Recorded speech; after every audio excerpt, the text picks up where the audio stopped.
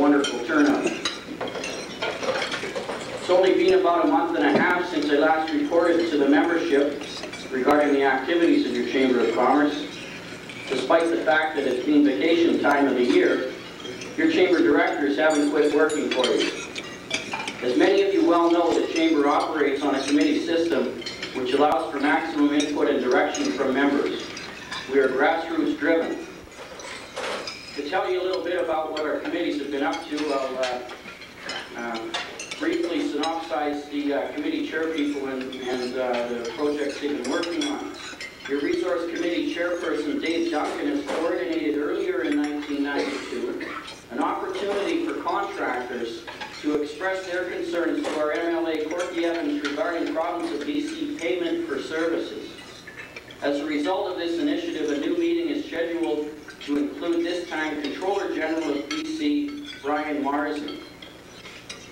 Education Committee Chairperson, Patricia Clapp, is ensuring Chamber representation on the City Education Committee through active involvement. What John more should I give out here, Mike? has provided long-term support for the efforts of the Nelson University Center through his activity on their board. As dramatic changes to our province's labor laws loom over our heads, your Chamber has joined forces with the BC Chamber and a coalition of over 14 other business organizations to form a unified front in aggressively lobbying the provincial government as well as creating public awareness. This is Wayne Germaine of Nelson Chamber of Commerce, probably talking about some important business that he's done throughout his career. And he looks like he's had a pretty good life, although his wife probably left him by now. I mean, he's got about 3 kids. One of them's in jail. What else can I say here? He's trying to impress his boss, but his boss doesn't like him. Man, he's wearing a pretty cheap suit. 1,416 telephone inquiries and sent 505 pieces of mail correspondence in response to tourism relocation inquiries. In accordance with the Chamber's contract with the Ministry of Economic Development, Small Business and Trade to provide counsel and referral to aspiring entrepreneurs, the office has assisted this season 52 business inquirers. Continually supplying input on your behalf to the City Parking Committee is Committee Chairperson Vern Shaw. The Chamber has been working extensively with the City and its presently limited resources to make the parking situation as livable as possible. Our office staff has distributed, on average, 35 complimentary day parking passes per week this tourist season. In the long term, the committee has expressed support in principle for a second downtown parkade. The decongestion of Baker and surrounding streets was clearly addressed also in the Chamber's submission to the City's official community plan review process. Pressure for effective change to the downtown parking situation is our ongoing priority, for which we are striving to be a part of the solution. John Brand chaired a challenging committee this spring and summer which sought to achieve a clear understanding of the most beneficial development direction for our city's waterfront and business areas. Your Chamber has submitted a position paper to the City's official community plan committee, the official community plan committee, which we believe reflects the very best for the prosperous longevity of this city which we all love. As a service to our 295 members, the Chamber continues to offer Superhost as a supplement to the training of frontline staff. Our facilitator trained 59 employees this year in the principles of excellent customer service.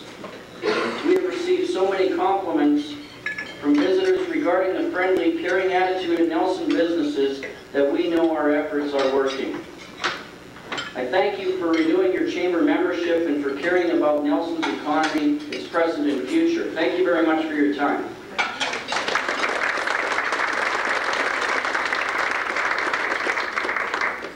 Thank you, Wayne. That was an interesting brief, motivating one, I think, too. Many of us know the Honorable Gordon Wilson. as leader of the Provincial Liberal Party and more recently leader of the official opposition in BC. But many of us are unaware of the fact that Mr. Wilson is extensively educated in a field that is of critical concern to the Kootenays. He holds a Bachelor of Science degree in Resource Management from New York State University, and from UBC a Master of Arts degree with a specialty in land use management. And I'm sure to those in his home riding of the Sunshine Coast, he's known as the husband of Liz and the father of Teen and Matthew. Mr. Wilson, we do appreciate the interest you've shown in visiting the Kootenays and Nelson, and we know that you've probably thought deeply on many subjects. We're especially interested in your comments concerning tourism and resource management, which are critical issues in the Kootenay region. So again, thank you for being with us today.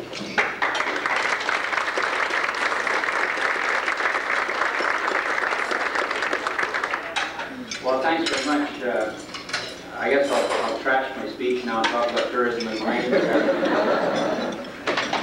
I don't actually, on the provincial tour that I'm now part of, I really don't come with a prepared text and give you a lot of political rhetoric.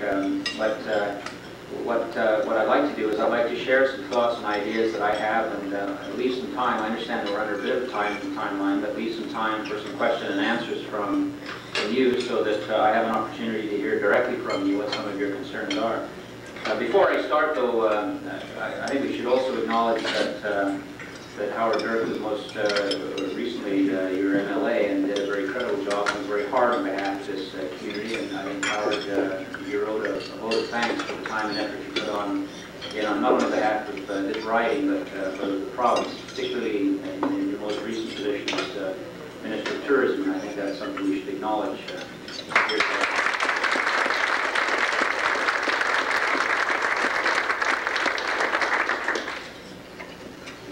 What I'm about in this tour, and the caucus members that are with us, I have one other actually that's traveling. Al Anderson is with us. He unfortunately has another meeting, and so he couldn't be here today. But what we're attempting to do is really three things. The first is to have an opportunity to get out around the province and to meet with people and to just listen to what their concerns are, to try and better understand what the issues are that are of concern to British Columbians, so that we as an opposition have a better understanding of what the kinds of issues are that need to be raised in the legislature, so that we have an opportunity to best position ourselves vis-a-vis the current government and make sure that the interests of every region of this province, and not just the lower mainland region, but every region of this province is well and properly served.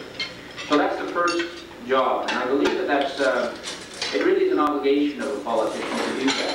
I firmly believe that politics must be an honorable calling, and that if you are to discharge yourself effectively and credibly as a politician, what's important to do is to make sure that people understand that you are there to do service for the public, and not simply to serve your own interests or special interests that may have promoted you or elected you. So that's the first thing. The second thing is for me to have an opportunity such as I do today to share with you some thoughts and ideas on where I see the province going, and where I see us going, not only in terms of our economic development, our social evolution, but also our political evolution vis-a-vis the country itself. And I'd like to spend just a few minutes talking about that in one moment. And lastly, it's for me to have an opportunity to answer directly to you what some of the questions are, some of the issues are that you feel that you need clarified with respect to the position of the official opposition in the province of British Columbia. So let me say that in the first instance, when I took over as leader of the Liberal Party in 1987, I think that you would, hopefully, that you would give me the credit to having enough intelligence to know that if I was simply on a lust for power, if I was simply out trying to become the premier of the province, I wouldn't have selected the Liberal Party of British Columbia to try and do it. It certainly wasn't the easiest route to go, but it is one that I chose because philosophically, I believe in the liberal ideology, and I want to explain for just a moment what that is, because I know as I travel around the province, there are still those people out there that think that you spell liberal, T-R-U-D-E-A-U, And they think of liberal synonymous with the former Prime Minister, who was most famous in San Arn, actually, but for gestures that he made, I understand, in the media that were carried on or passed on to all British Columbians. Clearly, what I believe in is the fundamental rights and freedoms of the individual having priority over the rights of the collective. And I do not believe that the rights of the individual are best served by large, intrusive government that essentially advances the collective right over that of the individual, and through doing that, really dampens or kills the entrepreneurial spirit that has built this province, built this country. And so I'm very committed, and the caucus that is with me are very committed to reforming the institutions of government so that we can start to reduce the size of government, we can reduce effectively the cost of government, and we can start to put in place a realization that you cannot have 3.5 million British Columbians governed by essentially what are 4 layers of government, all with increased taxation authority, all with increased demand on the taxpayer, and still have the taxpayer in a position to be able to A, afford to pay, which is an important consideration, but B, to be able to be effective in the monies that they do discharge so that we can deliver the programs that as a society we deem essential and necessary. So we're very much interested in trying to reform the way the government is done in the province of BC, because I believe that if we are to meet the new challenges that are facing us socially and economically, and they are huge global challenges, then we are going to have the most effective government possible, which means that we have to have the most efficient economy possible. And we simply must have an economic blueprint by which we can put in place the kind of government priorities that will allow us in every region of this province to prosper. Now, to date we have not seen that kind of strategy. And I want to say that my view is that this new government that came in, and it's not my style really to get up here and to bash the government unless they're standing next to me with an opportunity to rebut. But let me say that the government had an opportunity, I think, because they had an enormous amount of goodwill after the last election. I think people saw a new government, saw a new opportunity, and they saw, I think, a new direction, or they thought they'd see that direction, because there's been a lot of promises made. In fact, there was a handbook of promises made, each of them numbered, and they were going to be put into place. And the government had some choices that it could make. And I believe that the choice that they made was the wrong one, and I want to tell you why. The government spent a lot of time, energy, and a considerable amount of your money trying to convince British Columbians that there was a legacy of debt left by the former government that essentially shackled them to the kind of approach to budgetary planning that they have demonstrated. It shackled them to a new and rather regressive tax approach that brought in such things as the corporate capital tax, removed the supplementary homeowners grants, and started to put in place, I believe, very punitive and onerous fee schedules that makes it difficult, much more difficult for people to do business in the province of BC. The truth of the matter is, and notwithstanding, and Howard, I hope you'll forgive me, but I'm not here to be an apologist for the former government. But I think it's important that politicians demonstrate with a certain degree of honor and some class the honesty of what actually took place. The fact of the matter is that of the $2.6 billion which has been blamed on social credit, $1.4 billion of that money was a debt that was brought about by a lost federal transfer payment, and no matter who was in government, that debt would have been incurred. It would make no difference whether or not it was liberal or NDP or social credit or conservative or any blend of those organizations. That $1.4 billion would have to be absorbed. Of the balance, roughly $800 million was as a result of spending by the former government. And of that $800 million, 380 to 400 million of it was budgeted as part of an expected deficit expenditure. So that about 400 million might have been a surprise to the NDP. But an equal amount, 400 million, was committed by the new government from November 5th to March 31st. And remember, it is this finance minister, the finance minister that said that he now is shackled with this terrible debt that he inherited. It was his signature on the special warrant spending privileges that the government initiated to the tune of $2 billion that he commissioned and spent from November the 5th through March 31st of this year. And so he had choices, and it is patently dishonest in my judgment for the finance minister to say that he had no choice, that he inherited this big debt, that he inherited this big problem, and as a result he had nowhere to move. He had no choice but to increase your taxes, which he has done in record amounts, and to table a record deficit budget in the province of British Columbia to the tune of $1.8 billion, which is already well over $200 million over budget, and we are now looking at projections of coming in somewhere around 2.4 to 2.6. And privately, we are being told by the Minister of Finance that it's going to be unlikely that he will be able to table a budget next year with less than a $2 billion debt. Well, I'll tell you that what this means is that we're spending at the rate of about 20% of the GNP. And that is totally unacceptable for government.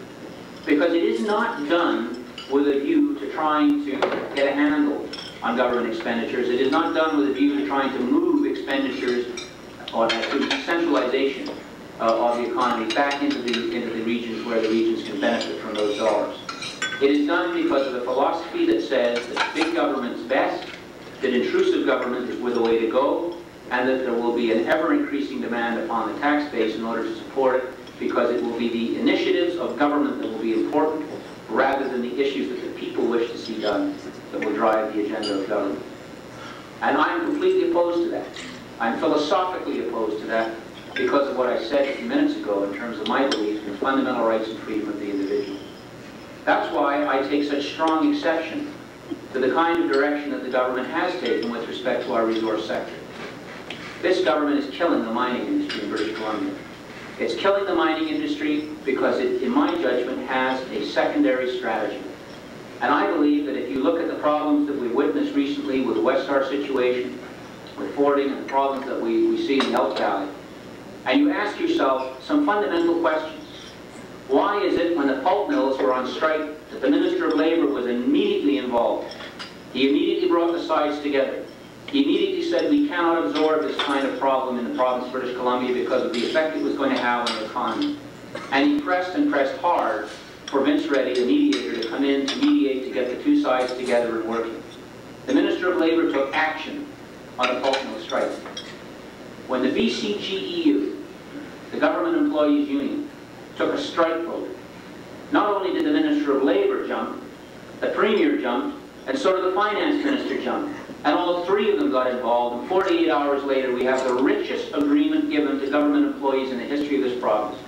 We have what amounts to a 6% increase in salary with a 5% benefit package, 2% in the second year with a reopener in the third year. This is a government that's broke. This is a government that has no money to assist or to put in place the kind of economic development strategy that's required in order to get this province up and running. This is a government that has a very clear strategy, and it's a strategy to control. A strategy to control this economy from the top to the bottom. And the mastermind behind it, I can tell you, is Mr. Bob Williams, who is now the czar of the Crown Corporate Secretariat, and it is Mr. Bob Williams in the secret and private negotiations that is going on with Mr. Gunton and also Mr. Parazic, who is now putting in place, in my judgment, a proposition that is going to see greater intrusion into the private sector. And I believe the mining industry is the next step. Now, I don't have any hard evidence to suggest to you that we're going to see a BC Mines Corporation as a part of a new Crown Corporate Secretariat. But I have an awful lot of evidence to suggest it's under active consideration. And I can tell you that we are opposed to that. Fundamentally, philosophically, we're opposed to it because it is the wrong way to go. This government has done nothing whatsoever to assist this region and this community to A, bring together the sides that are in dispute. The Minister of Labour has not even stepped foot in the riot, let alone try to do anything tangible to get the workers together. Secondly, in the Elk Valley region, where the Minister of Mines herself is in a position to do something more direct and more forceful to try and get an active resolution to the question, there has been no action of any consequence at all. And I suspect the reason for that is in the connections politically between the union that is now in dispute, especially in the West Star operations, and that of the election campaign to the government at hand. And that's unacceptable in the province of BC. Because if we do not start to protect our secondary sector, the mining primary sector, and the connection between those two, this province is going to be in deep trouble. Now, there's no doubt that there's a great deal of potential for tourism. But it's very clear to me that the province of British Columbia cannot be one big park with nothing but tourists to try and get it, to keep it funded in a manner that can support the lifestyle that all of us enjoy today. It can't be that way. And if anybody says, well, here's a guy who's anti-environmental movement, that's absolute rubbish. I believe in responsible management practice, and I believe that if we're to have responsible management practice, that we have to do some fundamental planning to make it come about. That's why in the forest sector, we have argued what is needed is a comprehensive strategy that will put in place three things. One, an accurate inventory of resource, so that we know when the ABC is established that it's done so on a base of information that is accurate and that is supportable. I can tell you that the Chief Forester should not be putting down political edict, which is what he's doing today, so that he can shield the minister from the criticism that is in place. The second thing we have to do in this land use strategy is we have to recognize that only when we have an active and viable forest industry are our forests secure. Those people that argue that the way to secure and protect and maintain our forests is to somehow reduce the industry, limit the industry, or some would even go so far to say close the industry, my message to them is simple. The minute the economic value of the forest is gone, the forest is gone with it. Because there will be no incentive, absolutely no incentive, to maintain the kind of investments in silviculture, accurate land management, and forestry strategy, fire suppression, and all the other kinds of things we spend the money on, to maintain an operating, sustained yield from our forest sector. So for those people that argue that somehow we've got to shut it all down to save it, I'm saying that that's like burying your head in the sand and expecting that it's all going to get better, because it won't. We need to have cooperative management to make sure that our strategy is in place. And the third thing we have to do, and it's a tough nut to chew on because not many people want to talk about it, but it needs to be talked about, and I say this walking with great care as a politician, because I do not want to be misinterpreted and I don't want to be misquoted. But we have to resolve, once and for all, the land claim situation in the province of BC. Because it is the single greatest impediment to continued resource extraction. And whether this government will admit it or not provincially, I am of the suspicion, and I believe that there is a good deal of evidence to support my allegation, that in fact, much of the area reduction that is now being discussed with respect to the proposition of forest management is being removed in order for final resolution questions of the Aboriginal land claims issue to be made more affordable. And we've got a difficulty here. Because if we're going to be successful in resolving the question, we have to start to understand what it is that we are creating. We have to understand what it is we are agreeing to. And that brings me to the last point that I'll just touch on, and then I'd be happy to open for some questions. That is the agreement that happened in Ottawa. We're now going to be asked to vote on a constitutional deal. And I'm not going to stand here and say it's a great deal or it's a bad deal, because quite frankly, I don't know yet, because I haven't seen the legal text of the agreement. And anybody that buys a deal before they've read the fine print, I think needs their head examined, quite frankly. No lawyer in their right mind. Well, sorry, there are no lawyers in this room. I was going to say that's an oxymoron, but I didn't want to offend any lawyer. I'm not a lawyer, so I can say that. But I don't want to lose their vote. We get rid of the 6% tax on your fees. Does that make up for my comment? But nobody is going to buy a deal until they know what it means. And we have to be extremely careful in understanding the language of what it is that we've agreed to. Not just in terms of the lost seats that we've seen. And our Premier really blew it. I mean, he fumbled the ball in his own end, and the ball was picked up and a touchdown was scored, and you turn around and said, well, don't worry, because we were still in the game and it was all fun and we had a great time anyway. The fact that we lost was kind of tough. Sounds like the BC Lions, and I don't want to dwell on that either. But the situation here now, in terms of our the language in that deal, is such that there is expectation created on the question of the, quote, third order of government that I think is problematic. And I think we need to talk about it. And I say this, and again, I say this with some care, because because I don't want to be sounded like that I'm some kind of a radical fundamentalist that says, hey, we don't want to deal fairly with a lot of indiscretion that has happened against Aboriginal people, because I think it has to be done.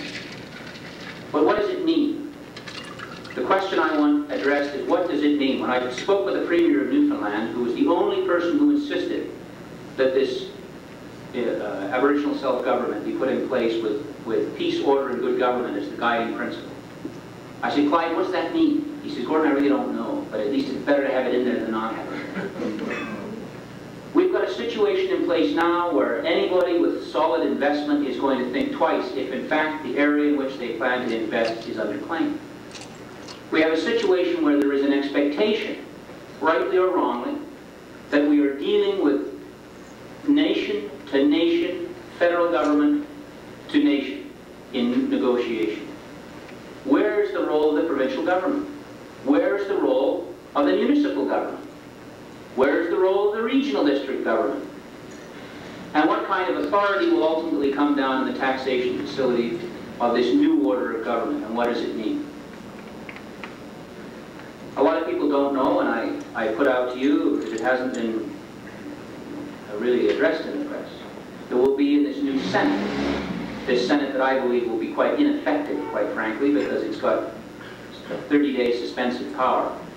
And then it goes to a joint sitting of the two houses, and what Mike didn't understand, and I tried to explain it to him a couple of times, I said, Mike, look, you know, he said, well, Ontario's made some sacrifices. And I said, Mike, for goodness sakes, what Ontario did is they took 18 useless senators and they put it into 18 very powerful common seats, so that when you take your Senate and you have your joint meeting with the Commons, you've now entrenched the power in central Canada, Ontario and Quebec. We're no further ahead, we may be further behind. In addition to these 6 Senate seats, there will be seats set aside for Aboriginal representation in the Senate. And I'm interested to know how that's going to work. They've agreed to 8. They're now talking 6. A couple of premiers want 4. My question is this, and it comes back to my fundamental principle I talked about before. How are those seats elected? Can they all be from one province? In which case, if we have the lion's share of Aboriginal people in the province of British Columbia, perhaps all 6 should come from British Columbia, which effectively gives us 12 senators, if we can get them on board. Or are they going to be elected at large? In which case, who is eligible? Status? Non-status? Both? Métis? Are we going to have the rights of the Aboriginal, as suggested in self-government, apply not only to those that are on reserve, but those that are off reserve? The answer to that is yes, that will apply. How will that be administered with respect to this vote? And who is eligible to vote? The answer to that is only Aboriginal people will vote for Aboriginal senators. So, does that mean that Aboriginal people who vote for Aboriginal senators will have a right to vote in the non-Aboriginal Senate election? The answer is yes, they will. But they can only vote in one or the other, not both. What mechanisms are in place to make that check? Who enforces that, and how is that done? My next question is, do I, as a non-Aboriginal person, have an equal right to vote in both? The answer is no, I do not. And that's when you've just lost me. Because what we have built in this constitutional deal, and what is going to make the resolution, the final resolution on the question of Aboriginal land claims so much more difficult in the province of British Columbia, is a Canada that is made up of 3 groups. Francophone-speaking Quebecers, Anglophone, the rest of us, and Aboriginal people. And that's not the Canada that I believe in. Because the Canada that I believe in tells me that no matter where you've come from, no matter what your longevity, no matter what your heritage or your tradition, no matter what your language, your culture, your religion, your gender, or the province in which you live, you are equal to the other Canadians sitting next to you. And until we recognize that that principle of equality, that every Canadian is equal to every other Canadian regardless of race, color, creed, language, religion, this nation is in serious jeopardy. Because every group will argue for themselves on the basis of rights, privileges, and traditions that will be defined on the basis of racial origin, language, culture, and tradition. And every time they don't like it, they'll do what the separatists in Quebec have done this time, is they'll force our hand and say, we're marching out, we're leaving. And what will this nation do? It'll compromise one more time. Until the point we have compromised, to the point we have no principles left. And I don't want to be a politician like so many politicians that stand up and say, this is my principle. These are the principles by which I live and die. And if you don't like these principles, well, I got these sets of principles and we can discuss these. Because the people have heard too much from those kind of politicians, and that's why they can no longer believe in the people they elect. They can no longer believe in the governments who supposedly represent their interests. And that's what we're going to turn around in the province of British Columbia. And to make that come about, I need your help. Because we do have 17 good, active, strong people in Victoria today. And we can't do it alone. And I'm not so naive as to believe, as I stand here and talk to you, I'm not so naive as to believe that one performance on a televised debate is going to sort of rocket us through the next 4 years and allow us to keep this government to one term and to allow us to put in place a new system of government, a new style and a new functioning government that will look after comprehensive tax reform, reduce the size and cost of government, and start to make government more effective with the people.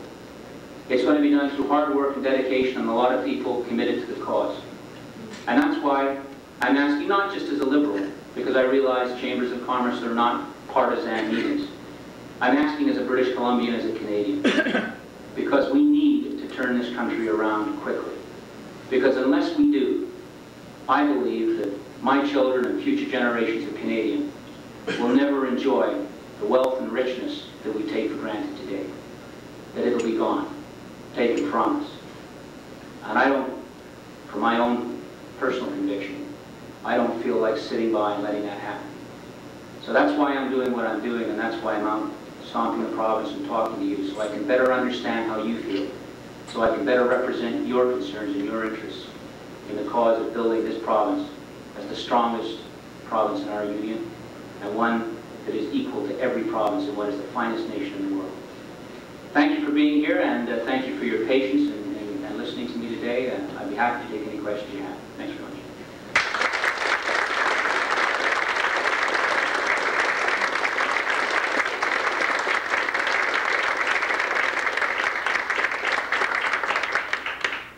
Thank you, Mr. Wilson. We'll open the floor now for a 10-minute question and answer period. Let's begin by limiting ourselves to one question each until everyone's had an opportunity to ask their question. Mr. Wilson. Yes. Ultimately, I believe that our children are our greatest resource.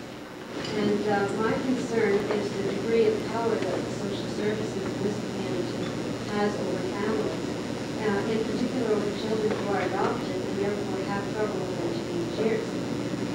They're apprehending a lot of children needlessly and great loss to the taxpayer, but also inadvertently creating a larger criminal element as well as increasing the welfare role. And I know that the Family Services Act is currently under legislative review, but they brought a provision around. But I wonder how serious are they in what is that? I wish Val Anderson were here. He's our critic, and he's in Nelson, but he's not with us.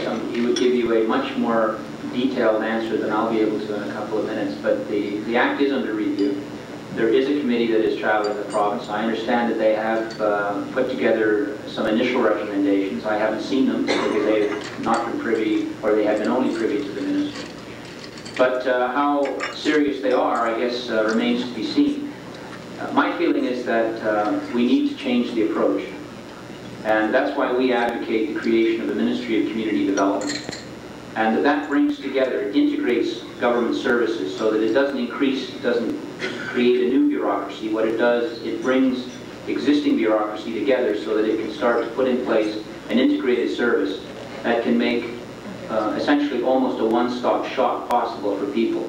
Recognizing that when an individual comes in with a problem with respect to substance abuse, for example, or family violence, or housing problems, or health problems, or economic job problems, that all of those are interrelated. And so it makes little sense to me to have to go to one ministry to deal with your housing concerns, to go to another ministry to deal with your health concerns, to go to another ministry to deal with your social assistance concerns, to go to yet another ministry to deal with matters of substance abuse or any legal difficulties you may have. It's the same individual. And what is causing the difficulty among that individual is what needs to be addressed. And so we have to start to look at the source of the problem, rather than simply finding bigger bureaucracies to deal with the increasing problems that are created by it. And we're very much committed to seeing that proposition take place, which is why Val is right now consulting with people all over the province to try and find the best model that will be most effective in terms of a cost analysis, but more importantly, will be most effective in terms of looking after the interests of the people.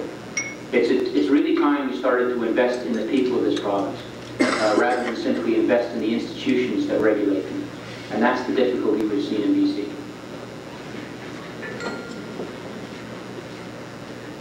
Good point. Judy just mentions if you'd like to drop your name and your phone number, I can make sure that Val gets in touch with you and he can bring you up to date on what we're doing. Madam Chair, Mr. Wilson, as a past director on the regional district on the Sunshine Coast, you must have had similar problems down there. We spoke briefly earlier about waste management, education, and health care. The report on health care that's just been handed down, do you see something positive coming into that? Or what is your vision of an overall body to understand health care costs? Or what do you think is going to happen in that? Well, what we've recommended is that we need to have a BC Health Advisory Council with some teeth in it that can start to make recommendation on both healthcare delivery and systems of delivery and costs attached to it. Right now, we seem to be looking at the two independently, and it doesn't work that way. This government has embarked upon the most incredible assault against the practicing physicians in the province of British Columbia without, in my judgment, any rational reason for such an assault. They talk about, and I think it's important that we understand this, and I don't want to get into too long an answer, except it's a very complex problem, made more complex by the fact that people talk about runaway healthcare expenditures. Well, the areas where healthcare expenditures seem to be increasing the greatest is in administrative costs and also in capital infrastructure costs, not in the actual per capita cost of healthcare service. So that while you may argue that we have to get a handle on the rising cost of healthcare, we have to understand what drives it. And what drives it are the number of the people that are demanding the use of the service. And so from my point of view, if we had a BC Health Advisory Council with some teeth in it, they could make some recommendations, take the commission report, and could start to look at proper ways of implementing it for community-based healthcare to be effective and to be a reality. What we're hearing is a lot of rhetoric about community-based healthcare. And you ask the minister, and if she ever comes here, I think maybe she's been here once before, but if she does come back, ask her what it means. Specifically, what does it mean to this community in terms of healthcare delivery in this community, in terms of your access to the healthcare that you need in this community? And I believe she'll be hard-pressed to tell you because she doesn't really know, but it sounds great. And so what we have to do, I think we have to start to address the whole question of what is universal health care, what does it mean, and B, what do we talk about when we talk about comprehensive health care? And we have to make a decision that where illness is involved, there is no question that the individual is going to have access to that healthcare system, and that that's going to be something covered by a medical services plan. But there may be some services in which some kind of fee assessment against service is going to be necessary. And we need to start to be responsible in that debate, get the emotion out of it, but most important, get the professionals who know most about the delivery of the system, and I'm not just talking about doctors, I'm talking about people at all levels of healthcare, to start to make some recommendations that are functional, that work. Because the last thing we need to do is to spend more money on another commission going. This government's spending $45 million on getting advice, on everything from energy export through to how to get people off welfare. I mean, it's mind-boggling how big the bureaucracy can become without any mechanism to put in place practical solutions. And my experience has been, as I travel the province and talk to a lot of the people in this province, the solutions are usually right here in this room. You people know what it is you need. You know what the problems are. You know what some of the potential solutions are. My job is to make sure those solutions are effective and that they work and that this community is adequately and properly served. Not to say, thank you for your advice, I'm now going to go back and consult this very big expensive bureaucracy who, sitting in Victoria, is going to tell me what the people in Nelson really need. And that's what tends to happen. So, I mean, that's a long, rambling answer to your question, but I think we need to have a health advisory council that will tie together the most efficient system of healthcare delivery that's incurred. And we need to find a way in order to make that a more efficient delivery at the community level so that you can access it here wherever possible. And I don't see that being done. I have to tell you that I don't see a clean and easy resolution to the healthcare situation until we have a new Minister of Health. Because she, quite frankly, has burned bridges that I don't believe are repairable. And I know that I was just up the road where bridges was a big topic of discussion. Mr. Wilson, just as you need our help, we also need your help, because as a group of citizens, we have identified the aspirations of this community that date from before the turn of the century for a university. Now, we've developed a concept and have been operating that university now for 3 years. This fall, we start our 4th. We need a license to operate. We need degree granting status. But we have a few of those things that you've been talking about this afternoon in our way. And so we need the empowerment from the government, which is the only source that we have, and it's provincial government, in order to get a degree granting status. And so I would ask you for your support of Nelson University Center, and not a blank check. We have lots of information. We'd love to give you whatever you need in order to make that reasonable, rational decision to empower the people to act.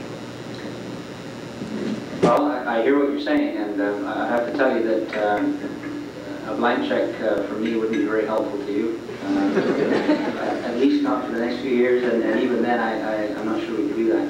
But no, I hear what you're saying, and I remember the battle when you had the university, and I remember exactly what went on, and I know the kind of pressures that were brought to bear, and I think there was a good deal of dishonesty in that debate that was generated because of a different agenda in the province of BC. I think that the difficulty is that post-secondary educational institutions, universities specifically I'm talking about now, have become the product of a lot of political salesmanship. The University of the North was a politically important, saleable commodity in the last election. We didn't disagree that there should be a degree-granting institution.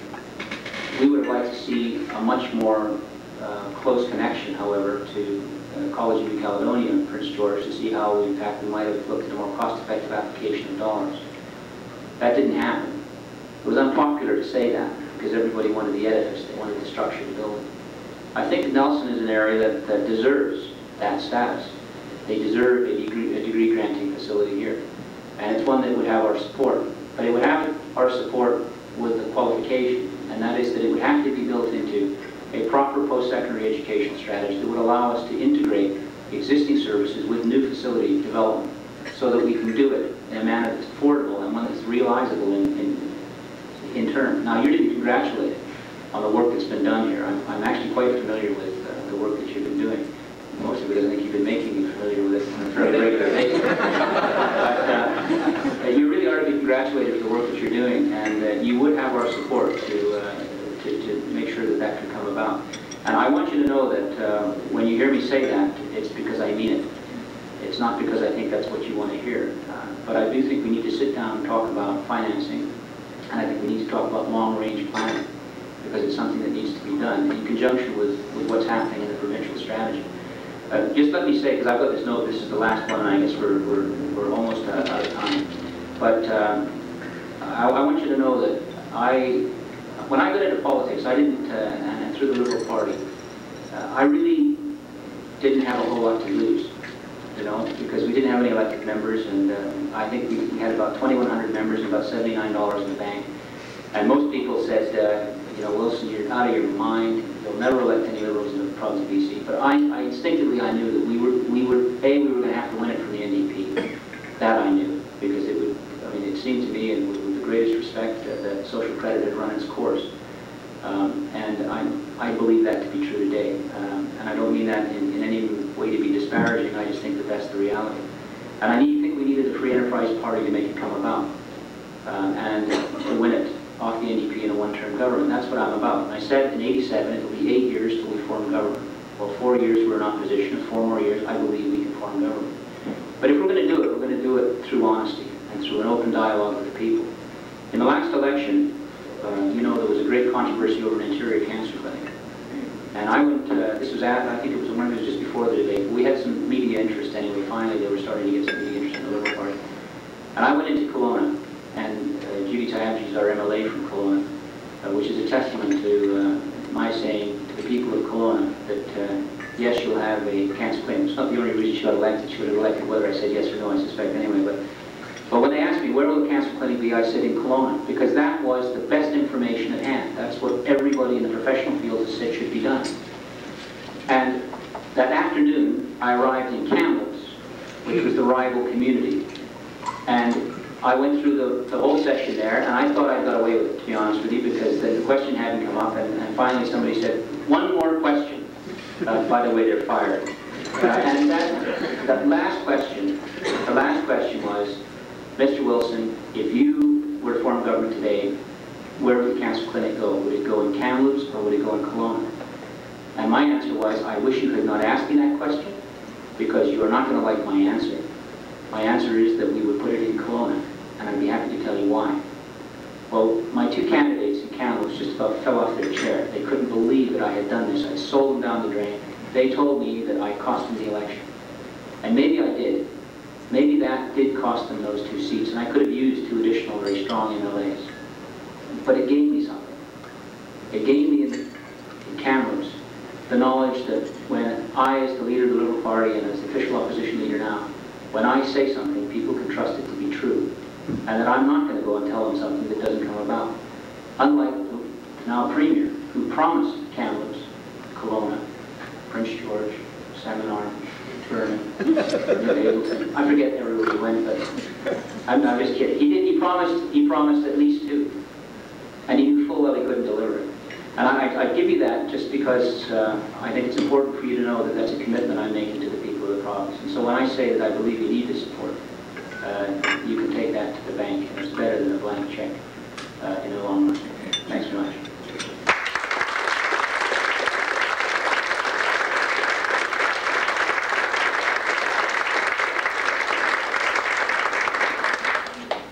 On behalf of the Chamber of Commerce, we would like to thank Mr. Gordon Wilson for addressing us today, actually lunchtime. And I think we can all appreciate your comments relative to the economic viability and the lifestyle that we have here. We have a small gift from Mr. Wilson from Strawberry Fields, which is one of our new entrepreneurial spirits in Nelson, and all the products in this basket are locally made.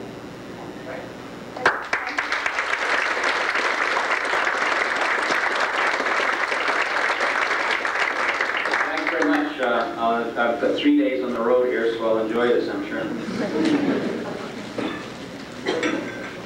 So for those of you who need to get back to business, we invite you to head out. For those who do have time to mingle, we invite you to stay, perhaps speak with Mr. Wilson personally, or any of the honorable members who have accompanied him.